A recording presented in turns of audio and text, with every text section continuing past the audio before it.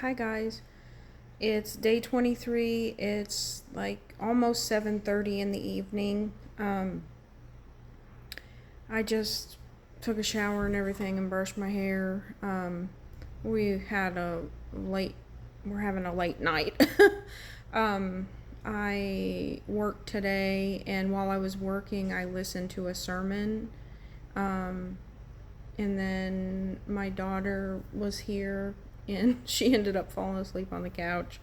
Um, we were going to make a certain dish for dinner, and I've been trying out this Walmart Plus delivery thing, but I guess my order got stuck or something in their system, so we didn't get our delivery on time. So we're having a late dinner. But I wanted to get on here and talk to you guys. I had my counseling appointment today, and I told her the stuff that I've been telling you about what I felt like God told me about looking at things from a heavenly perspective, so that the grief and the suffering that I'm feeling doesn't feel so overwhelming, but it feels smaller. But I said, I'm really right now just kind of struggling with emptiness. Like, after I found out everything with my ex and getting that phone call the other day, I've just I've just experienced some extreme feeling of emptiness. Not because I don't know that God is here for me, but almost just like I told her I want to use the word like numb, but it's really not that I'm numb. I mean, I still feel my emotions, but it's almost just like I'm going through the motions every day. And I didn't really know how to explain it to her. And something that she said was that it's a part of grief, which I didn't know this, but she said it's called fog grief. Like, I guess it's a stage or a phase within grief where you just feel like it's all a fog, like it's just you're still trying to comprehend what's going on, and then with all the changes, and then just even with the recent change of information, or just getting information and things like that. She said, I honestly just feel like maybe you're still in shock from all of it. She said, I know that that sounds weird to be in shock, but when some traumatic experience happens that you're not aware of, that you weren't in control of part of the decision making or anything, your body does go into like a shock, and it can take a little while for your body to process that.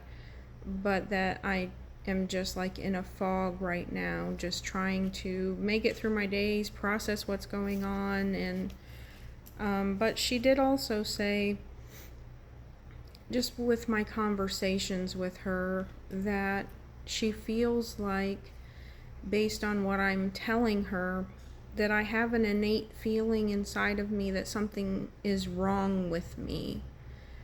And she wants to dive deeper into that to find out why I have that thought. Why do I feel like there's something wrong with me, or that I'm defective in some way? And she's like, of course, people leaving and it not being a decision that's mutual can make you feel that way. But she just wanted to talk about that more in our next session, why I feel like there's something wrong with me.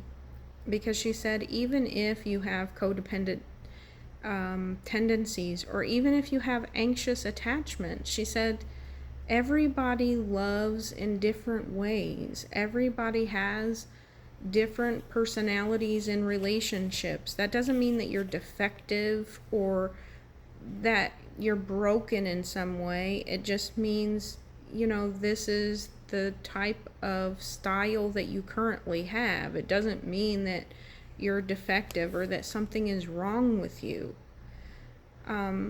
She said it's good to be curious about why you feel the way you feel about things, and why you think the way you do, and things like that. but to give yourself grace in knowing this isn't like a definitive thing. If there's something you don't like about yourself, that's fine. You have opportunities and ways and tools that you can retrain yourself. But it's not to say that you're defective in some way. She said that what she can tell about me just so far with our therapy is that I care very deeply for people. And she's like, that's not a negative thing. That's not something that is broken within inside you or something that's wrong with you to care deeply about people.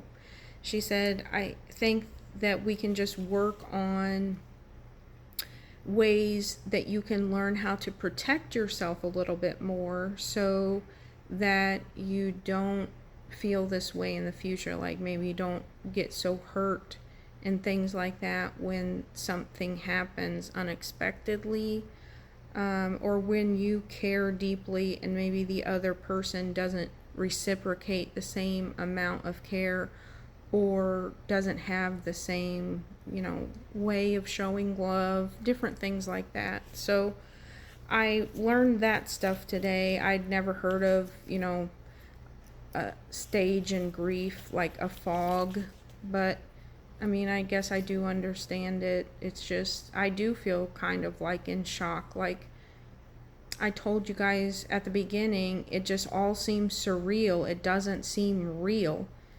Now I'm at a point that I know that it's real, but it is like almost like I'm in a fog. Like I'm just seeing my days go by, seeing what I'm doing, and I'm trying to find hobbies. I'm trying to do things, but there's not really enjoyment. I don't know. It's just like I am in a daze, I guess. So I'm just trying to work through things, but I just wanted to give you an update on that. But the real thing that I wanted to talk to you today about was what I heard in the sermon today, because I thought it was really interesting, and it kind of ties into one of the things that we've talked about in Genesis, but also it made me think about my situation and kind of what stage of faith I'm using in this experience. So the sermon was about the stages of faith, and the speaker was saying, okay, I'm going to preface this by telling you that I'm going to talk about the stages of faith, but it doesn't mean that you go from stage 1 to stage 2 to stage 3. You can go between different stages in any experience that you might have in your life. Sometimes you'll have, stage 3 of faith or whatever, for a particular experience, but then there may be something that is extremely important to you, and you may see stage 1 of faith. It's not where it's a progressive thing where once you get to stage 3, you're always going to be stage 3. That's not how it works. But what he was talking about was there are stages of faith, and it all depends on how much you focus on God. So you either focus on your problem, your situation, your circumstance, people's opinions, your own self, or you focus on God. And depending on the level of focus on God versus the level of focus on everything else will determine really what stage of faith you are in for whatever your situation or circumstance is. So he said the first stage is little faith. So it's like you can think of it like you would say, yes, I believe God can do this. I would like to believe that he would do it for me. But there is some struggle in believing that he would do something for you. And most of the time, that little faith means that you're focusing more on the circumstance rather than God. So you have some focus on God, or you might go back and forth, like you focus on God, but then you really focus on your circumstance or your problem or your situation. And the example that he used was in Mark 9. Mark 9, 17 through 19 and 21 through 24. And it says Jesus heals a boy possessed of an impure spirit. And in Mark 9, 17, it says, "A man in the crowd answered, 'Teacher, I brought you my son, who is possessed by a spirit that has robbed him of speech. Whenever it seizes him, it throws him to the ground. He foams at the mouth, gnashing his teeth, and becomes rigid. I asked for your disciples to drive out the spirit, but they could not.'" And then in verse 21, it says, "Jesus asked the boy's father, 'How long has he been like this?' 'From childhood,' he answered. 'It has often thrown him into the fire or water to kill him. But if you, this is the verse, but if you can do anything, take pity on us and help us.'" So verse 21 through 24, I didn't read it all the way. Let me go back again. It says, "Jesus asked the boy's father, 'How long has he been like this?' 'From childhood,' he answered. 'It has often thrown him into the fire or water to kill him. But if you can do anything, take pity on us and help us.'" Then this is Jesus in verse 23. "If you can," said Jesus, "everything is possible for one who believes." Immediately the boy's father exclaimed, "I do believe. Help me overcome my unbelief." So this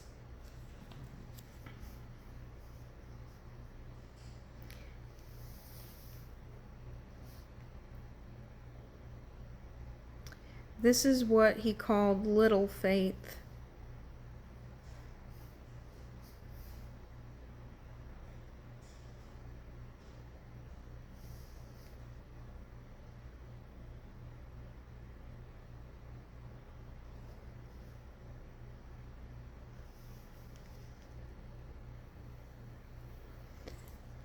Sorry, I was reading the rest because I just wanted to see what else was said in that, because I hadn't had a chance to read it all. So he said, little faith means you think he can do it. And just like this boy's father, he said, "If you can, take pity on us."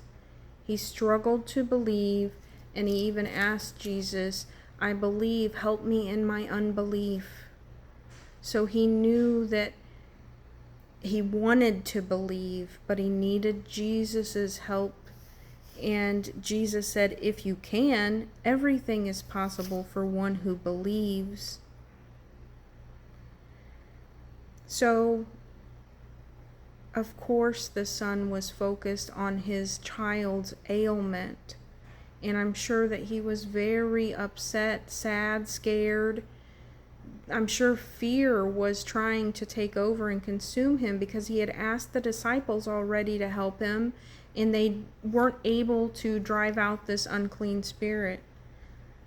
So he's going and approaching Jesus, and he's like, "If you can, have pity on us and do this," because they've already tried and they didn't do it.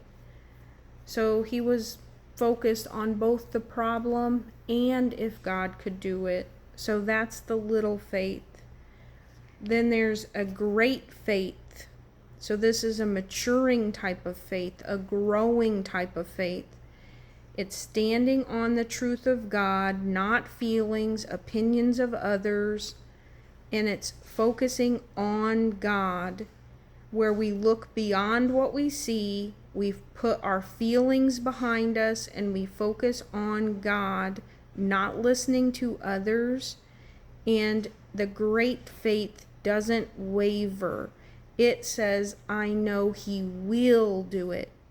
So little faith says, "I know he can do it," but great faith says, "I know he will do it."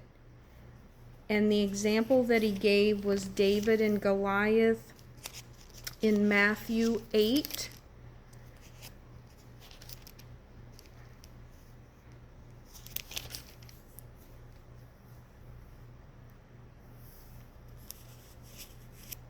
Or, I'm sorry, David and Goliath was an example that he gave. I don't think I wrote down the chapter for that. This is another example that he gave of someone that had great faith. It was the faith of the centurion, Matthew 8, 5 through 10. So Matthew 8, 5 through 10. It says, when Jesus had entered Capernaum,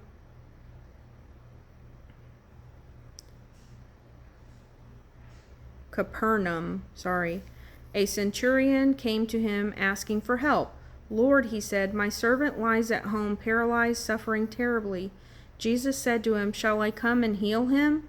The centurion replied, Lord, I do not deserve to have you come under my roof, but just say the word, and my servant will be healed. For I myself am a man under authority, with soldiers under me. I tell you this one, go, and he goes. I tell this one, go, and he goes, and that one, come, and he comes. I say to my servants, do this, and he does it.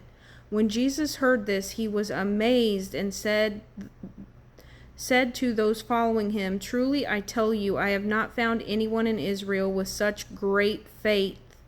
I say to you that many will come from the east and west and will take their place at the feast with Abraham, Isaac, and Jacob in the kingdom of heaven.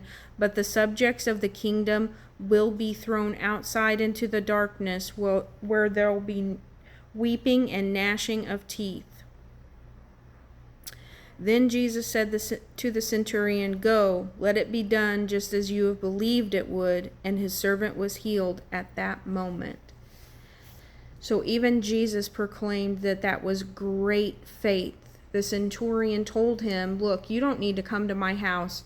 I am a person of authority here, and I know if I tell my servants go do this or go do that, they go do it. So just speak the word, and I know that it will be done. And Jesus said that was great faith. So it is something that doesn't waver, that you say he will do it. So God, in this situation, I know all you have to do is speak the word, and it is done. Just like the centurion or David and Goliath. He used David and Goliath. David was very young when he fought Goliath, but he didn't focus on Goliath. He didn't focus on how big this giant was or anything like that. He focused only on God. He proclaimed God over the situation. He told him he was going to be defeated because of God. He did not speak on how big Goliath was, or all this stuff that everybody else was talking about. This is a big, scary giant. Nobody's been able to defeat him. Everybody was saying all of that stuff. So it was just increasing and increasing and increasing fear. But David spoke about God, and our God is stronger. Our God is bigger. So even though he was young, he had great faith that God will do something. God will work in his favor. And great faith is because of where the focus is. So the centurion, his servant was ill. Of course, he could have focused on that and said, oh, they're ill. I'm so worried they're going to die before you get to my house, like all of this stuff. But instead, he focused directly on God and directly on the authority that God had, and just said, you say the word and it's done.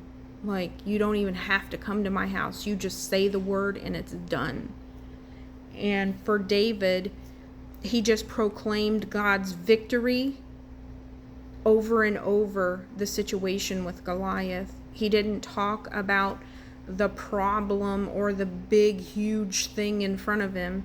He kept his eyes on God, and that is great faith. So when you stand on the truth of God, not your feelings, not your opinions that other people or you have, but you focus on God, His Word, and you do not waver, He will do it. And then the last stage of faith is perfect faith, where you see that God has already done it. So you not only believe He can do it, that He will do it, but now you believe He's already done it. And instead of constantly asking, if you can do this, take pity on me, God. If you can do this, take pity on me. Or I know you will do it. I know you will do it. Then you move into a stage of, I know you've already done it. Thank you for doing it. Thank you for already completing the work. It is done. It is finished. And you move on to the praise and the worship and the thankfulness, because you have accepted the fact that God has already done everything. He's the beginning and the end, the Alpha, the Omega. He said it is finished. It is done already. So you get to a place where you see that it is already done. So what God has said is already done. You don't ask anymore. You just praise and thank Him. You're in perfect peace and joy with absolute assurance that this is already done. He does the talking, so you allow God to do the talking, to say that it is done, and you wait for eager anticipation. You wait with eager anticipation and expectation to see the finished product of God. So when God tells you it is done, it is like you completely accept it. And instead of continuing to ask for it or to think upon it in that way, you just celebrate that it's already done. You celebrate it's already done. You celebrate the victory. You worship and praise and thank God because it's already done. And the verse that he used was Genesis 22, and we had talked about that previously. So Genesis 22 is when Abraham was tested, where God told Abraham to take his son Isaac and to take him up and sacrifice him as a burnt offering. So it's Genesis 22, 1 through 5. And it's really the whole chapter. He just did 1 through 5. But it says, sometime later, God tested Abraham. He said to him, "Abraham, here I am," he replied. Then God said, "Take your son, your only son, whom you love, Isaac, and go to the region of Moriah. Sacrifice him there as a burnt offering on a mountain I will show you." Early the next morning, Abraham got up and loaded his donkey. He took with him 2 of his servants and his son Isaac. When he had cut down enough wood for the burnt offering, he set out for the place God had told him about. On the 3rd day, Abraham looked up and saw the place in a distance. He said to his servants, "Stay here with the donkey while I and the boy go over there. We will worship, and then we will come back to you." The perfect faith was, okay, God had told Abraham when he was 100 and his wife was 90 that they were going to have a son, and they laughed about it.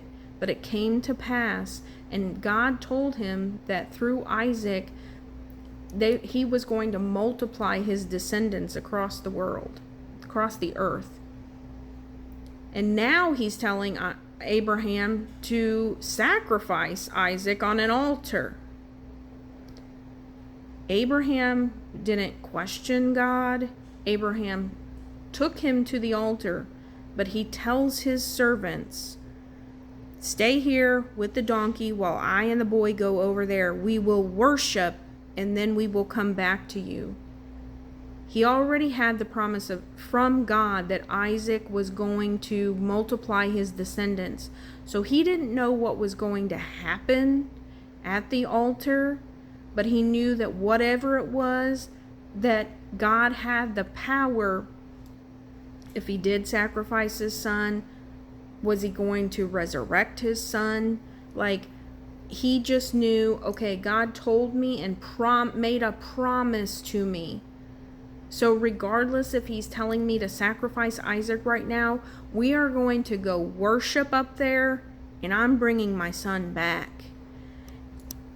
And even as you go on into the chapter, Isaac asks him where the sacrifice is. He says, "The fire and wood are here," Isaac said, "but where is the lamb for the burnt offering?" Abraham answered, "God himself will provide the lamb for the burnt offering, my son." So again, he worshiped, and then he told his son, God's going to take care of it. And then when he reached there, he went ahead and bound his son, and he was going to do what God commanded him to do. But God told him, "Don't lay a hand on him.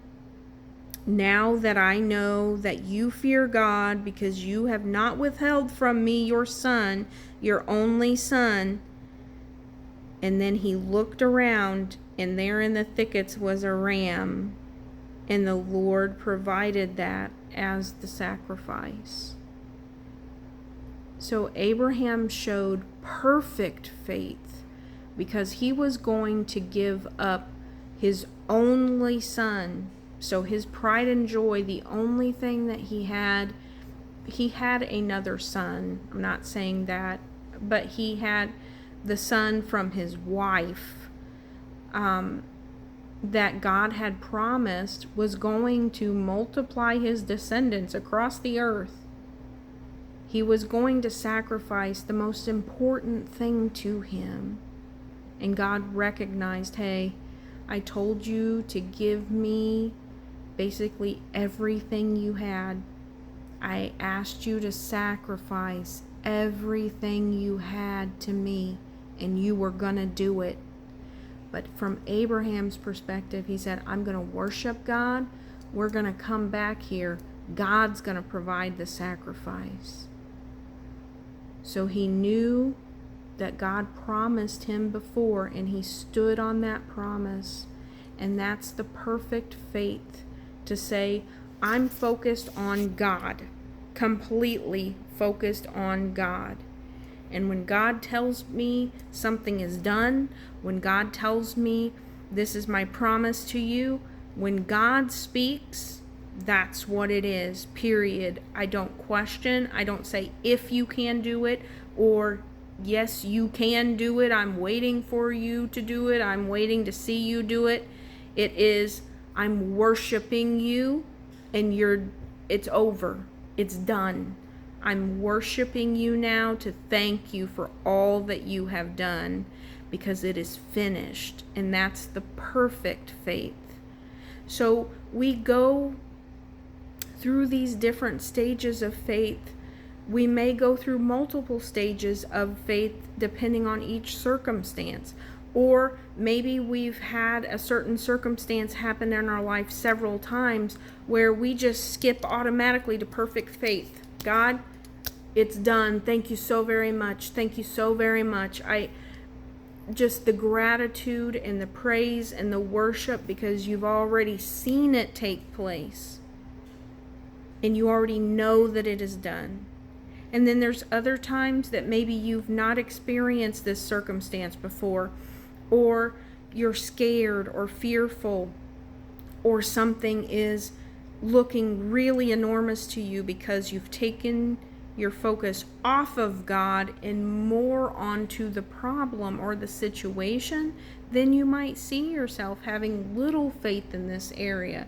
I believe that you can, but maybe not for me. Or I think you can. If you can you please do this for me?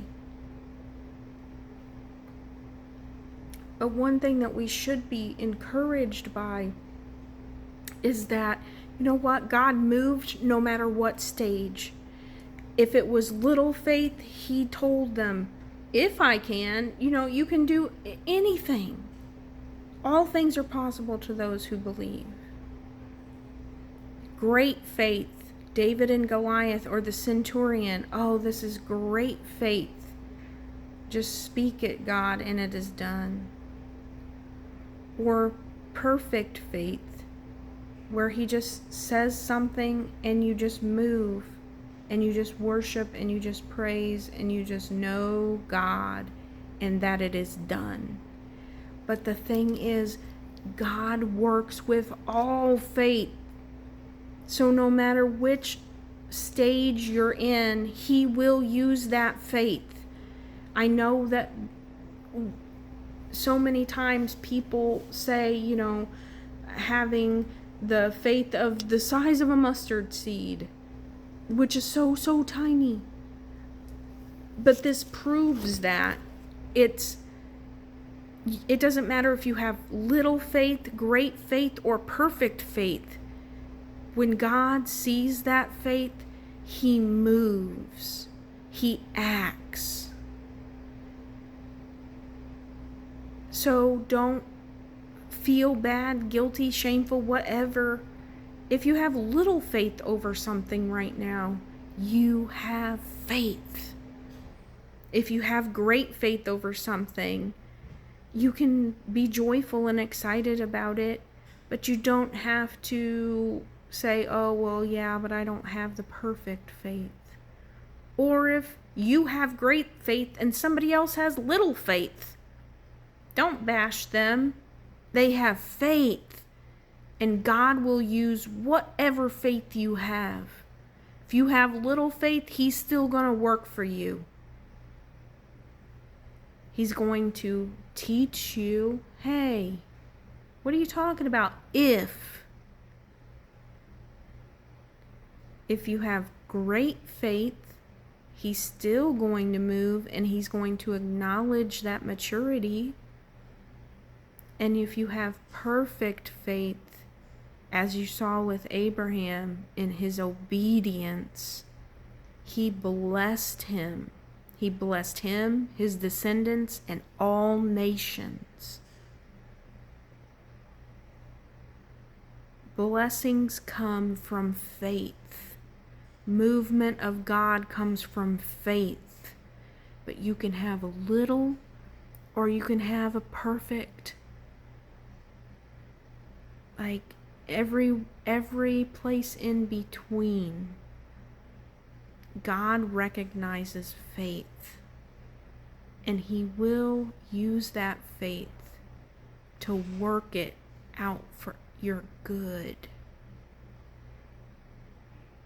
I think it says faith without works is dead. But do you know, you can have this faith, and if you go to God and you mix that faith with God, there's always going to be some type of works from it. Always. So whatever your situation is, you know what my situation is. And sometimes, some days, some hours, some minutes, I feel like I have little faith. God, if you can just get me through this next 30 minutes.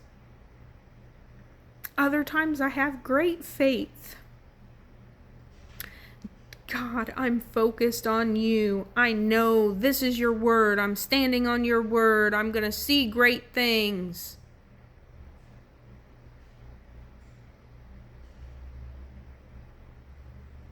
And I can tell you, not in this situation yet.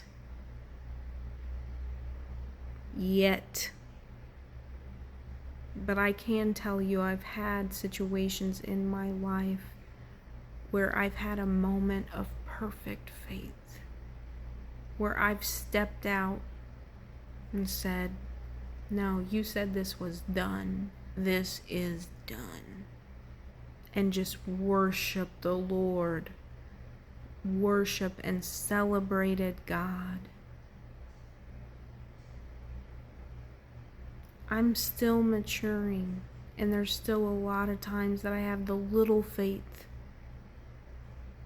But I'm telling you, the more and more and more I read and get into his word, and he reminds me of who he is, and the focus shifts from my problem, my situation, my circumstance, what other people's opinions are, to God, and he showers that word over me.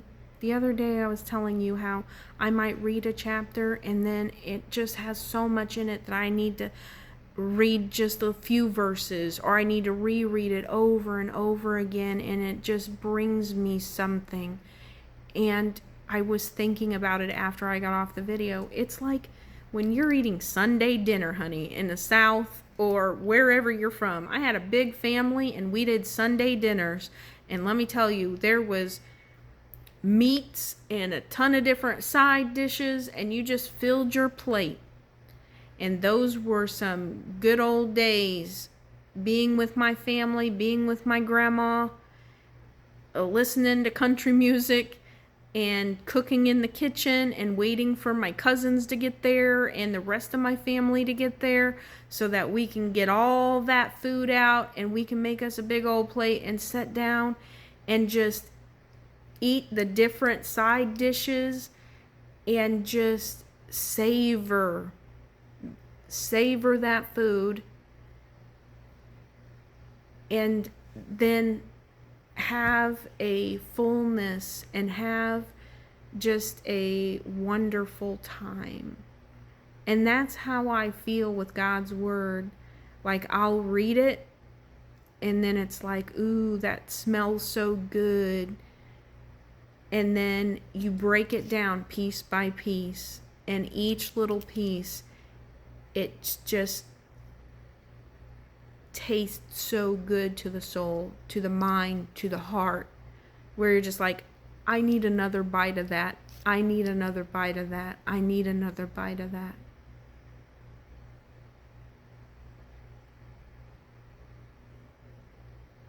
That's how I feel with God's word. I told you I feel like I could take a chapter and I could just read it and read it and read it, and there'd always be something new. There'd always be something God talks to me about, or something that I learn.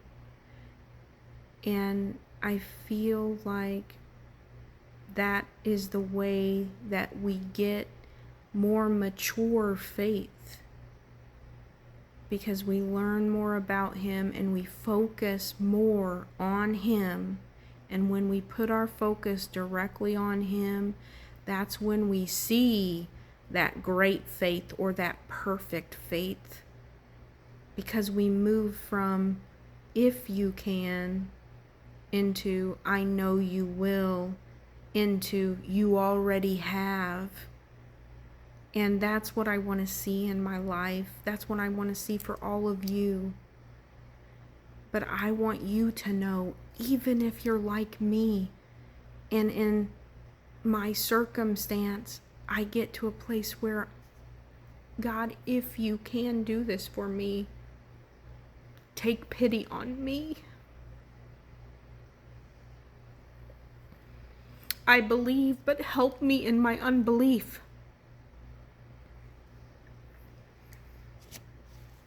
And Jesus still comes through. And he's like, oh, honey, if you can, all things are possible to those who believe.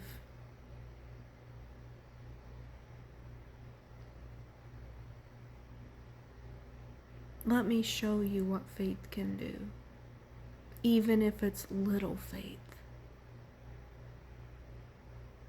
So if you're struggling today, pray to God. Just tell him, Lord, I feel like I only have a little bit of faith. Or maybe you feel like you don't even have any faith. God, I don't even know what faith is.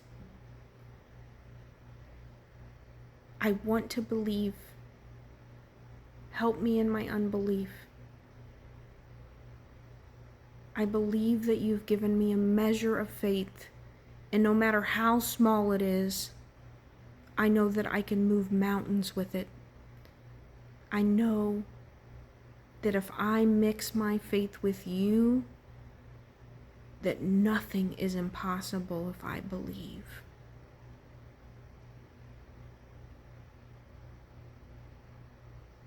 You can do it. God is going to help you. Just ask him. The one thing that all these people have in common, whether it be the man with the son that had the spirit in him, the centurion that had the sick servant, or Abraham that was going to sacrifice his son, they all believed. The father, the centurion, went to Jesus and talked to him, asked him for help. Abraham, with the perfect faith, obeyed God's voice when he heard him tell him to do something. It's all based on having a conversation with God. God, I need help. I need help. And you know what? If you say, I need help, if you can do this, please have pity on me. I believe. Help me in my unbelief. God, I have faith. Maybe it's just a little, but I have faith. And I know all things are possible for those who believe. Speak the word of God over your life. Speak the word of God when you're talking to him, so that he knows that you believe, that you're standing on his word. He will move in your life. He will help you. He will help me. Matter of fact, let's get to a place where we know he has already helped us. It is finished. And praise and worship him to let him know it's done, God. I know that it is finished, and I want that perfect peace over me because I know that it is done. I hope that this has helped you. This really helped me today. I took notes on it just because I wanted to share it with you. So I really do hope that it's helped you. And I would just say, pray to God. Ask him about faith. Or if you need help, tell him that you need help. He will help you. I will talk to you later. I love you guys. I'll talk to you tomorrow.